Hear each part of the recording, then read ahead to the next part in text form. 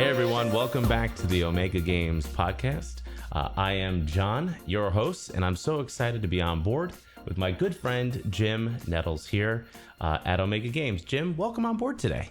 Thanks for having me on. Been looking forward to this for a while.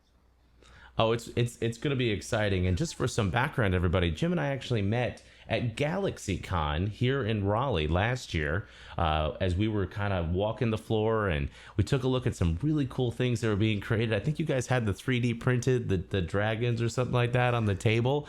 And we were like, hey, we got to go talk to those guys. And then we started talking about cryptocurrency and gaming and authors. So I wanted to introduce to you guys a little bit of Jim's background, which I thought was absolutely fascinating. Sometimes when I have a conversation with someone, I don't always realize what I'm getting into. In fact, I never do.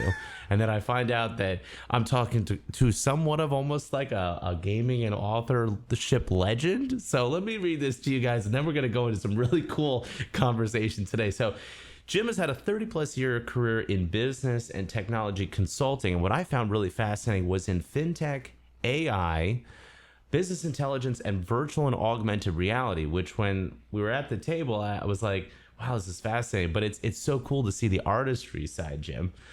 He's also an author, science fiction writer, horror and fantasy. And he does have a pen name, James P. McDonald. So if you guys have seen that, Jim's on board with us today, but maybe you know his pen name. And what I thought is really cool is he's also the founder of Author Essentials, which is a company dedicated to educating creatives on how to run their work and their lives like a business. He's also the business dean for the Speculative Fiction Academy, the founder of the Con-Tinual convention, an online media network for creators and fans, and the host of Creating Pros. He's also a frequent guest and good friend of mine, of course, talking about all of this and more. And you can link to him through jamespnettles.com, which obviously that all will be in the link and description in the bio below. Make sure to subscribe to our channel, like and share these videos. So Jim, I hope I didn't butcher it too badly as we jump into the show today. Not too badly. Yeah, it's much easier to do that than a lot of the names I use to write stuff under, because I've written under a bunch of pen names over the years for a variety of reasons, either professional separation, keeping the brand straight. Sometimes it's plausible deniability. We'll go with that. So, I like that. That's probably my favorite one. So yeah, now looking forward to it. Yeah, I mean, it's one of those things where I've had this really strange kind of career, and it's been a lot of fun, and it's, hopefully not anywhere near over yet. But yeah, we actually are starting a number of new things, have a number of new projects that are coming out. The next book I've got coming out, which is set to release on, I found out it's going to be St. Patrick's Day. Is a book cool. That's been in development hell for about 2 years and a change of a couple of publishers a couple of times. And I don't know that I will ever be in a book again with this many PhDs. We'll see. Wow. But it's on fairy folklore in film. That's so cool. Book, yeah, the name of it is We Folk in Film. Fairy folk on it. And my piece on it, I did a piece talking about the 1984 version of Dune and how that ties into fairy folklore. But we got a ton of stuff in that anthology or collection that's coming out, and it's both kind of a fandom based book as well as being one that's going to be used as a textbook. Interesting. Yeah, very cool. It was a fun project to do, and we've been waiting to get it in hand for more than 2 years. So I'm excited about getting that one in hand. That's really cool. And honestly, as long as you guys have a short section, I think it's on like the 1970s something or late 60s Disney film Darby O'Gill and the Little People. That would be an absolutely fascinating section, because that movie is off the wall. I don't remember if that was one of the pieces that was in there or not. In fact, while we were sitting here, the editor of it, Joshua Cutchin, just pinged me. Josh just pinged me. He was like, "Hey, got a question." Well, if it's not, and actually I think I minored in film in college. This is like a perfect segue into everything we're going to talk about today. One of my favorite movies. I even think Sean Connery has a cameo in the film for I don't know, a minute and a half or something. It's just an off the wall crazy movie. Yeah, that's what we talk about, and it was a big production film for the time, and Yeah. it's just batshit crazy.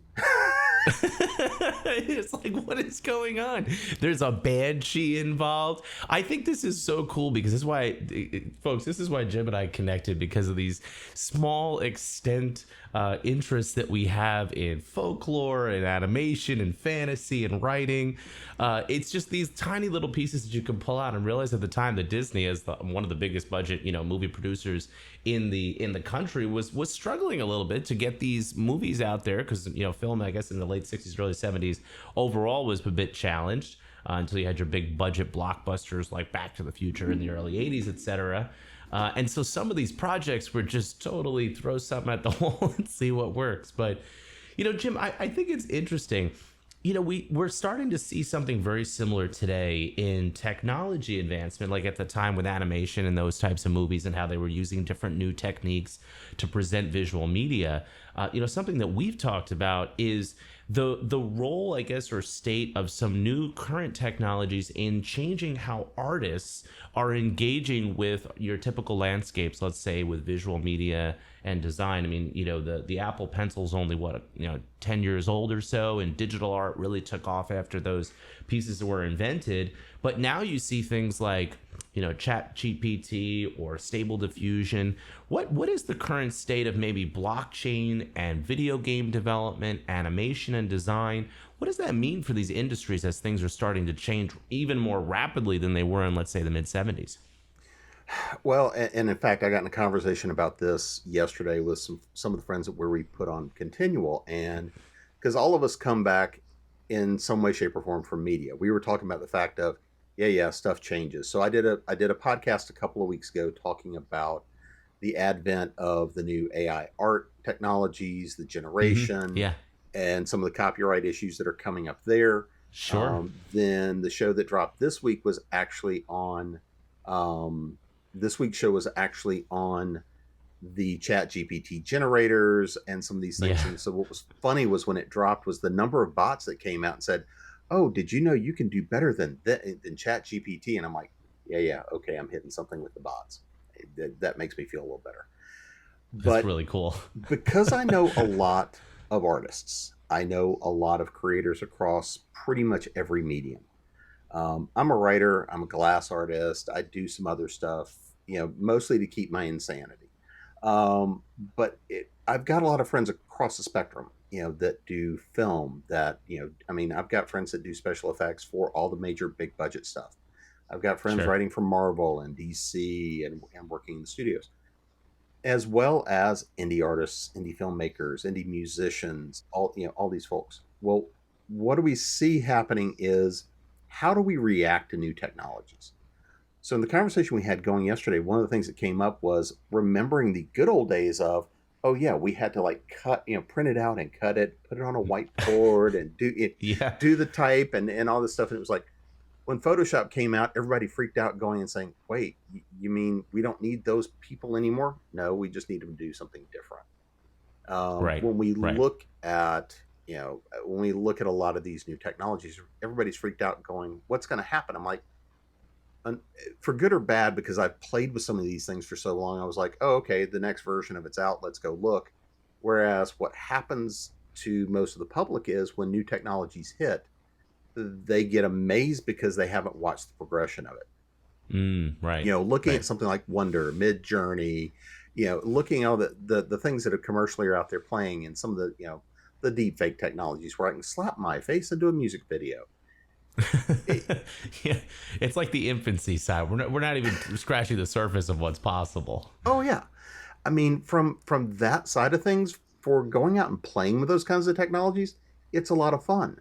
If I am a professional artist looking at this, I can look at it one of two ways. I can either shut down and go, oh my God, art is ended. Nobody's ever going to buy stuff from me again. Or I can look and go, okay, cool, new tool. Or I can look at it and go, Hmm. that's nice. But I know that as things move and progress, how that comes about is going to change radically. And I have a new tool in my toolbox if I want to use it. I'm looking at Chat GPT, some of these things the same way. One of the big differences between the two platforms, though, is if we look at a lot of the AI learned and AI generating systems like ChatGPT, they're consuming huge volumes of information, but really breaking it down to its component parts and scrubbing it. Mm. If you look Interesting. at the AI art systems, however, you can see definitively sometimes the source material that was used.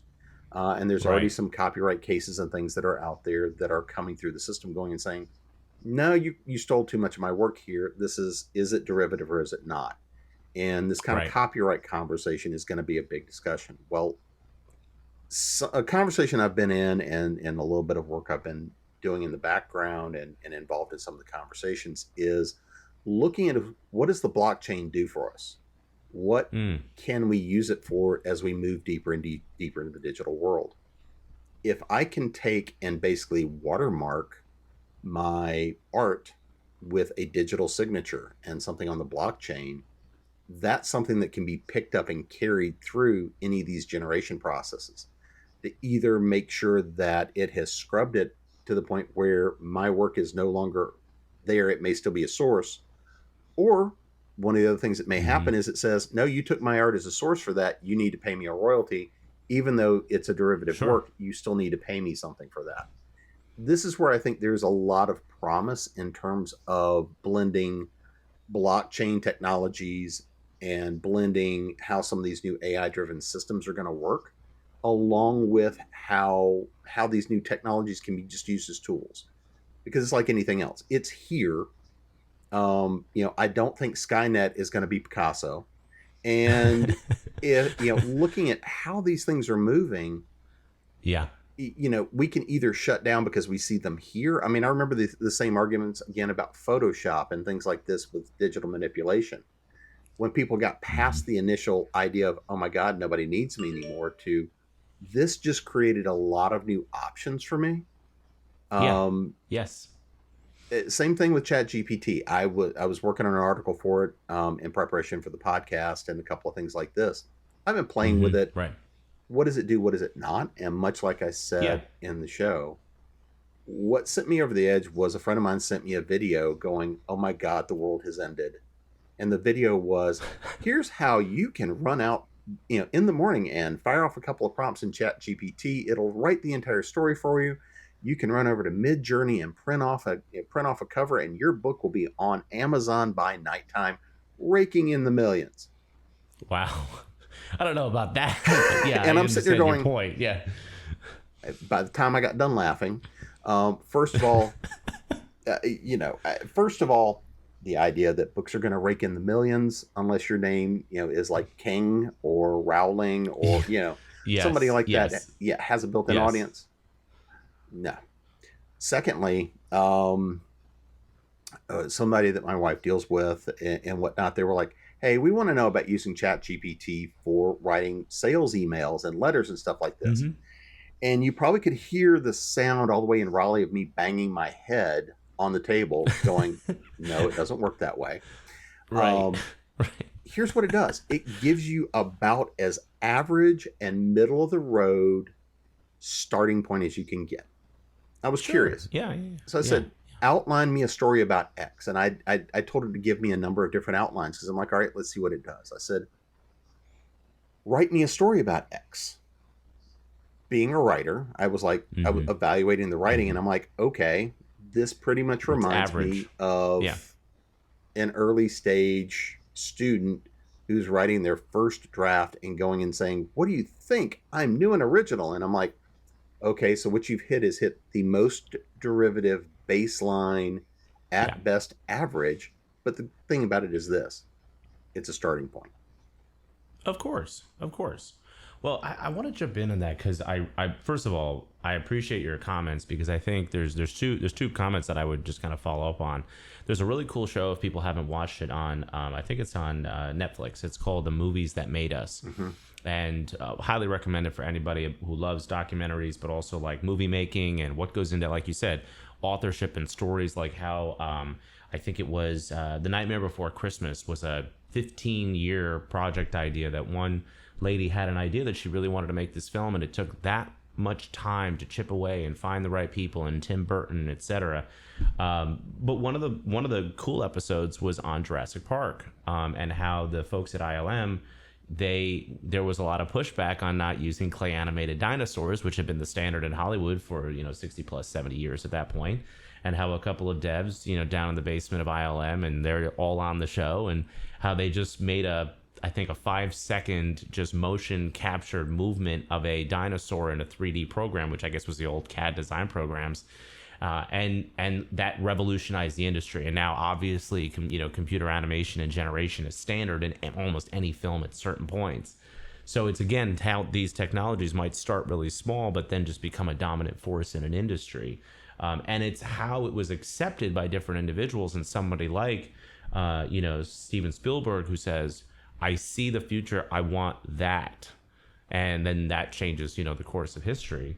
To your point about ChatGPT and some of these visual AI generators, because I've been working a lot with those as well, there is actually a really interesting, like you said, use case for that starting point. So I'll give you an example. We're working on a title that involves needing different location names for businesses, right? Like it's set in, like, let's just say, overall Victorian England or so, and I needed the name of a pub, and I was like, I just want to put some cool little name together, right? Give me 10 examples of this and that and this and that, and it came out with some really cool starting points, and I put the ideas together, and I don't mind saying this one because I think it's cool, but we came out with the Tipsy Tutor, and I was like, that's a really cool little name for a pub. I could potentially see that walking down the street in 1885 somewhere. I'm gonna go into the Tipsy Tutor.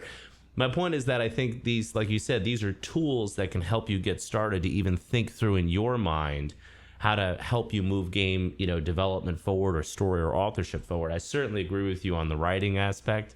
Another piece that I've seen, which is really fascinating, is there's a couple of new programs that are mixing AI generated visual art and design from a 2D aspect to create 3D generated in-game assets. Really interesting. It's new. It's fascinating. I mean, this is the beta versions of a lot of this.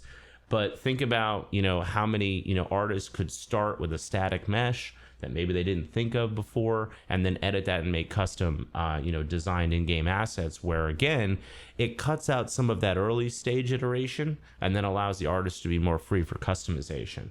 I agree with you that there's probably a lot of use cases for this that we haven't even gotten to yet. But I do want to ask you more about kind of the creative side and the authorship. And I like what you said about, and in your bio, about encouraging artists and encouraging authors to think more about this as a business perspective. Tell me some of the things that you talk with when you're talking with, your artist friends or individuals that are getting into this space or want to be in game development, how to think of it from that business perspective to drive their ideas forward. Well, there's a couple things that I see that are consistent themes. Right now, we're actually rewriting. I'm rewriting and re-recording a number of the classes. So we're about to relaunch AE and update the classes kind of across the board. So I was working on the first anchor class, the one that is kind of the main thing that I teach a lot of, which we're merging the one that's called Business Essentials for Writers, or Business Essentials for the publishing industry. We're merging it with the business planning class because there's a lot of overlap between the two, which means if somebody wants this, they can hear a lot of it. I do this both live and recordings and all this sort of stuff. But one of the first things that I always try to tell people is look at and understand money, because one of the first problems I run into is that somebody doesn't necessarily have an understanding of what money is personally versus what money is in a business, and getting that understanding of what do you have in your tool set? How liquid are you? What kind of assets do you have when you need to keep the business going, or when you need to invest in stuff for the business? And the difference between I'm spending money on something and I'm making a capital investment, or I'm buying something because I'm investing something that will help me move the business forward. That's one of the first things I deal with a lot is people, I had a conversation. I'm like, okay, we probably need to spend a couple of $1,000s in terms of marketing this project. For a Kickstarter, it was like, you want us to spend $2,000? No.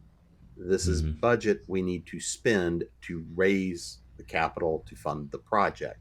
And if we don't Right. do it right, then it's spent. Yeah. Yeah. And if you want something that people look at and start to get that kind of an understanding. The second thing that I deal with a lot of the time that comes up is really understanding what is a business and going through what is this black box that magically you pour a whole bunch of Hmm. stuff in and hopefully money comes out of the bottom end. And a lot of people don't necessarily understand that really. And I use the 5 component model, which is you've got to have a foundation for the business.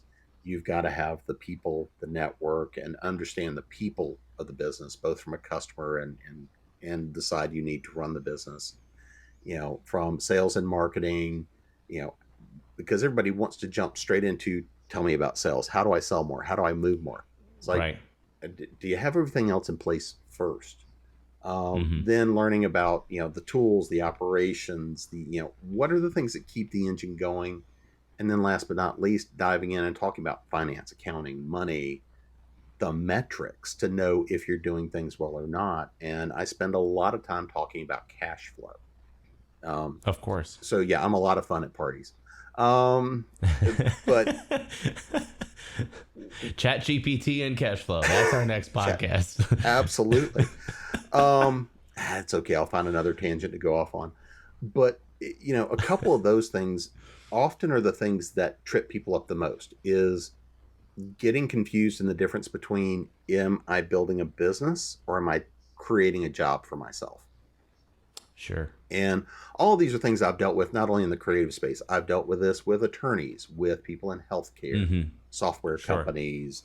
Everybody wants to think it's unique, and it's not. The thing is, it's universal. Um, in terms of the challenges we face as entrepreneurs, as business owners, I mean, all the different stuff I've been involved in over my career. What we're doing with AE as a company is where I am, applying a lot of the lessons and things that I've taught and written about for 30 something years. I mean, I grew up in small business. I grew up in politics. Hmm. So for me, a lot of these things are innate, and I forget most people. It's not for most people. If you grew up and your dad had a job and went and did his thing, came home at night and things were over, that was never my life. It was okay. Well, here's all the stuff that's got to happen. Here's how we keep the store going. Here's how we do this. Sure. Okay, Yeah. now it's time to go do the politicking. Now it's time to do the civic stuff. And so I grew up Hmm. with everything always in motion.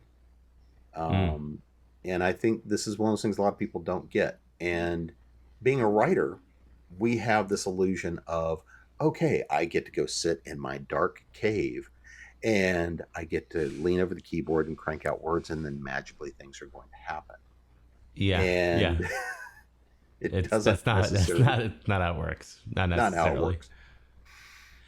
Well, Jim, I really appreciate you sharing, especially that on that side. That I think encouraging collaborators and writers and artists to work with individuals that understand how to bring product to market. Obviously, with the Omega Agency and with our division in Omega Games and Blue Comet Media, our media and content delivery company, that's what we look to help artists and creators do. Because I'm a writer, you're a writer, we're creatives at heart, and we love telling stories.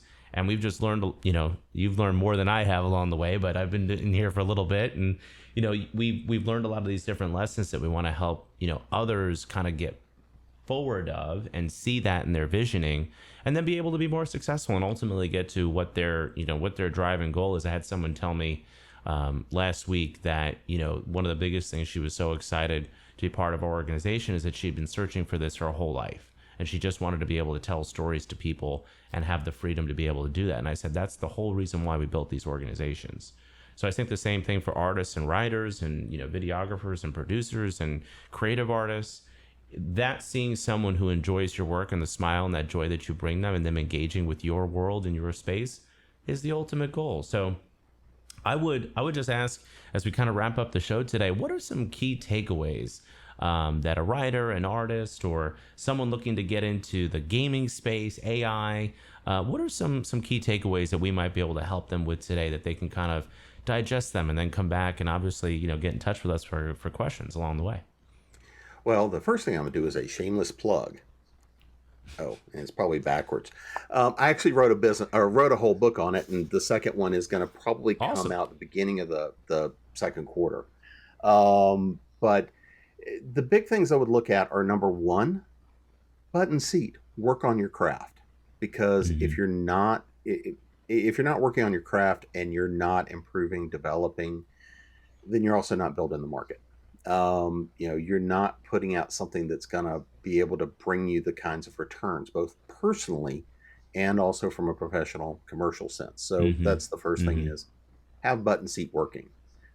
The second thing is, and I wrote this piece today because I had to go back through and dig out some of my notes as I'm writing the stuff for the second book and updating some pieces, is the exercise. I mean, if you really want to do this, whether for a living or just even to generate part of your livelihood and part of your income, every day should be start with, do something that's creating, pushing the business forward. Are you creating Sure. something? Are you learning something? Are you studying something? The second part of it is, what are you doing that helps to get money moving for the business, whether Mm. today or 5 years from now? Are you building social media following? Are you doing marketing? Right. Are Right. Right. Right. you doing things that invest in the business? Like, are you fixing your website? Are you, and again, right now, that's one of the things that we've been having fun, is we're moving all of our sites to a new platform. Um, Hmm. but what are you doing that moves the business forward every day? Hopefully something that, if it's not bringing you money today, will bring you money next week, next month, next year. And the third part I go back to, which ties into the second one, is, what are you doing to continue your marketing? What Mm. are the things that Right. you're doing to tell people you exist? I was talking to my team the other day, and going through, because we were having a conversation about sales. And one of the biggest things that happens around creatives is, you mention the word sales, and you can watch that inward cringe as they fold up in a little tiny ball going, I hate sales. And I'm Yeah. like, Yeah. why? I said, we start with marketing.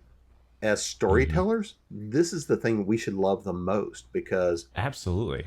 we're coming in telling you the story of what I did and why. I'm telling Yeah. you who I am. Yeah. I'm getting to go spin my story and lead you and educate you on what it is, so you can make a decision if it's something that'll benefit you. If Of the answer course. is yes, sweet, give me your money. If the answer is no, who do you know that will benefit? Oh, sorry. But if the answer is no, and I've told you, here's who I am, this is what I do, they're still going to respect that a whole lot more than if I sell you something you don't want. Of course. Of course. Of And, course.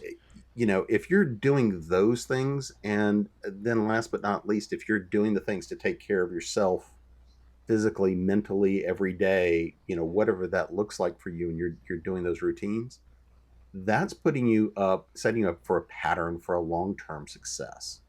Hmm. I Um, love that. because again, if you are trying to shoot for, I need to make $10,000 in the next 30 days, and you're trying to go for, I've got to make this work or I'm going to be screwed. Hmm. Creative business is probably not the way for you, unless your Yeah. name is Andy Warhol. But Yeah. Yeah. Yeah. Yeah. if you do want to make it a lifelong career, if you have this, and I don't care if you are 16 and trying to start out with this, or if you are 75 working on your first book, patience is kind of a key. Hmm. It's get in there, plug on it, work on it, because you can't do anything about the time that's spent, but you can do something with the time that's forward and ahead of you. I And love if that. you I love want that. to be a creator, if you want to be a writer, then if you want to be a writer and make a living at it, or make some money at it, or just do it and have it seen, then the only reason to do it is because you have to write, you have to create. Hmm. Unless you are really driven to do it, then probably you need to find another outlet, because being a writer, being a creative is hard. It's work. But the rewards that come from it are huge, not only from financial in the tens of dollars, but also in the, there are a tremendous number of rewards in terms of mental health and networking and creating Sure. Of course. relationships. Of course.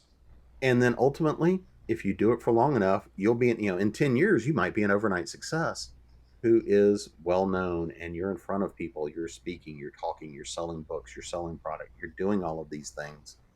And that's where you find, the commercial side of the success. But leading up to that, everyone I know that is a commercial success, yeah, luck is a factor. And I mean, Hmm. there's not another way to say it other than sometimes you just get lucky. But these are the kinds of things that we look at and we talk about is be out there, be present, and be looking for chances to build that meeting like us at GalaxyCon. I Yeah. mean, I it, mean that look where we are now, right? So just walking in there with my brother, we have a vision, we're working on video game development. And at the time, it was just me and him. We hadn't even brought on some other artists to work on some of the branding pieces, building out, a larger collective agency, which we can talk about that a little bit here at the end, but giving people the freedom and the ability to be successful and use their gifts. And now we're here doing a great podcast talking about chat. ChatGPT wasn't even a thing when we met at GalaxyCon. So think about how much the world has changed, even in what, like 6 to 8 months. I think that's one of the most fascinating things. I really want to touch on one thing you mentioned as well. You talked about how, as an artist and a creative, you should be taking care of yourself and your mental health as well. And a lot of times, I feel that artists can neglect that. I think that's a hugely important aspect. The money's important because it's going to help you get your project to the people and to help you be successful and feel that reward. And artists need to balance that and understand that that is part of taking care of yourself. It's being able to see the fruits of what you create, right? And no great book is as great as someone else who reads it. So just like you said, getting your head down and writing on a keyboard in the dark, but if you don't get it out there, no one's going to know you have the great, next great American novel. So I love that balance that you brought in there, because I think a lot of artists, don't always look at those things connected in how that actually helps them be successful and be better with their mental health. So thank you for sharing that. And I think this has been a great conversation today, Jim. Thank you so much for being on the show. Thanks for having me on. I've been a tremendous amount of fun. I mean, I always love doing this stuff. And the reason we started AE, I did it with a couple of friends of mine, is because, and the reason I even wrote the Business Essentials for Writers book is because I had friends come and ask questions, go and say, well, you're one of those weird business techie people, right? Can I ask a question? Now, in the business world, they all go, you're one of those weird creative people, but can I ask a question? So it's fine. I don't fit in either one in there. Right, right. Um, I love that. It's great. but I did these things largely for my friends and for the community that has helped serve me. But at the same time, I'm Hmm. lazy. If I can answer it one time, then great. I'll answer it the one time and tell you to go read the book. If I could have Right. found something to point people at that I thought would have served it, I wouldn't have written the book. I wrote it.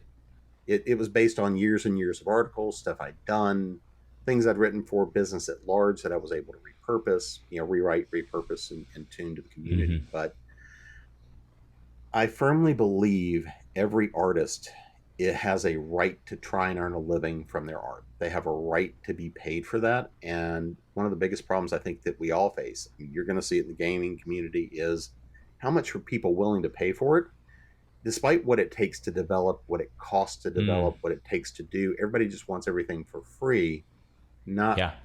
but at the same time, they want to make sure they're getting paid for what they do, but they're not willing to pay for the things that bring them benefit, that bring them Hmm. enjoyment, bring them escape.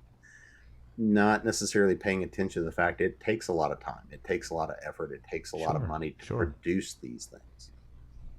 Yeah, that's a great point, and I do think, just briefly touching back on something you said earlier, and obviously as we wrap up the show, but the concept of blockchain ownership, even in the digital art space, is, I believe, going to radically revolutionize the way that artists can be paid, but also track and measure that ownership and have that safety net or that peace of mind knowing. And I've been a big advocate of this, which with blockchain, digital signatures and smart contract technology from the beginning. And a lot of people that I've chatted with, I think, didn't fully understand it, but obviously you get it, and I think it's good for us to disseminate the knowledge.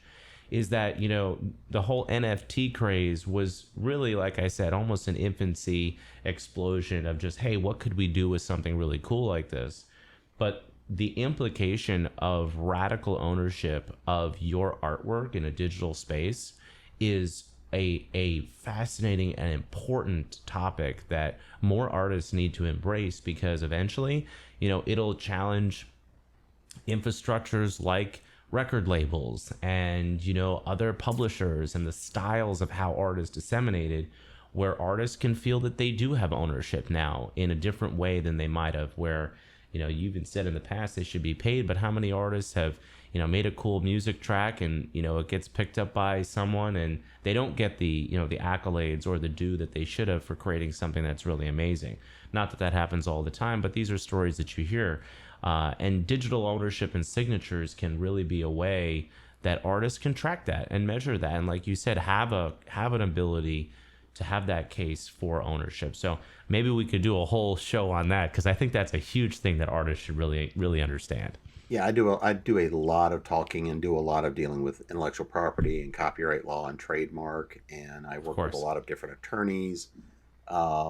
You know, I occasionally have to play one on TV, but sorry, on streaming services now. But I mean, intellectual property law is the fundamentals of everything we do. I mean, Hmm. if we don't understand IP and don't respect IP, those people that know how to game it better than we will absolutely take advantage of it. You know, I had a conversation, and I apologize, I blanked on his name. A gentleman that created the comic Aliens and Cowboys Oh yeah. never made a dime from the movie, never made a Wow. dime from the rights because he signed a bad contract. The Wow. frequency with Yeah. we talked. We've got some mutual friends, and I talked to him. Um, and the number of stories like that there are where people didn't know what they were doing with their rights when they signed stuff away, they signed bad contracts. I will be actually teaching at the Saga Writers Conference in Hmm. March, and one of the things Great. one of the things I'll be teaching on is about publishing scams and how to find some of these problems. I'll also be teaching how to do pitches. The Cool. headliners are going to be Sherilyn Kenyon and Jonathan Mayberry. And Jonathan is always a Wonderful. hoot. Cool. He's a Yeah, great absolutely. resource. Awesome. Well, Jim, thank you so much for being on board today. I really appreciate your time. It's been a fantastic conversation. I hope you, the audience, also enjoyed it. Of course, remember, if you want to get in touch with Jim, all the information will be in the link below, but jamespnettles.com. If you want to get in touch with me, you can hit me up at john@theomega.agency or john@playomega.games. Love to hear new gaming ideas and concepts. We're always looking for companies that we can help. And obviously, I think everybody should reach out to Jim, check out the work. And if you are an artist or you're a visual designer and you have questions, we'd love to hear those from you and see how we can help. And like Jim said, we might direct you back to the book, but there's some great information there. So thank you again, Jim. I really appreciate having you on board today. Been a great time. I'll have to do it again soon. Thanks Awesome. much. Awesome. Thank you, everybody. Appreciate you guys being on board today. Remember to like, share, and subscribe to our channel. Until next time.